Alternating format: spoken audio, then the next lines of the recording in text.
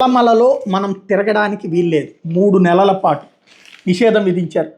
పెద్ద పులుల సంతానోత్పత్తి సమయం నేపథ్యంలో నాగార్జునసాగర్, శ్రీశైలం పెద్ద పులుల అభయారణ్యంలో జూలై 1 నుంచి సెప్టెంబర్ 30 వరకు మానవ సంచార నిషేధం అమలు కాబోతోంది. పులుల సమాగానికి అడవిలో మనిషి కదలికలు అడ్డంకిగా ఉంటాయన్న శాస్త్రీయ నిరూపణలతో 3 నెలల పాటు నల్లమల అభయారణ్యంలో అన్ని రకాల మానవ కార్యకలాపాలకు విరామం ప్రకటించారు. దీన్ని ఎన్ఎస్టీఆర్ అధికారులు గత కొన్నేళ్లుగా పాటిస్తున్నారు.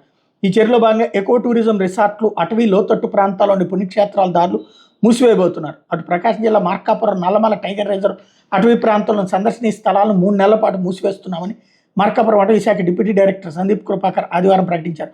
డోర్నాల, శ్రీశైలం మధ్య అటవీ ప్రాంతంలో సఫారీ నెక్కంటి రేంజ్లోని ఇష్టకామేశ్వరి ఆలయం ఎకో టూరిజాన్ని నిలుపుదల చేస్తున్నట్టు ప్రకటించారు. ఈ ప్రాంతాల్లో సందర్శకులకు అనుమతి ఇవ్వమని స్పష్టం చేశారు. పులుల సమాగమ సమయంలో అటవీ ప్రాంతాల్లో ఎవరూ సంచరించకూడదన్న నిర్ణయం చెంచుల జీవనానికి ప్రశ్నార్థకంగా మారింది.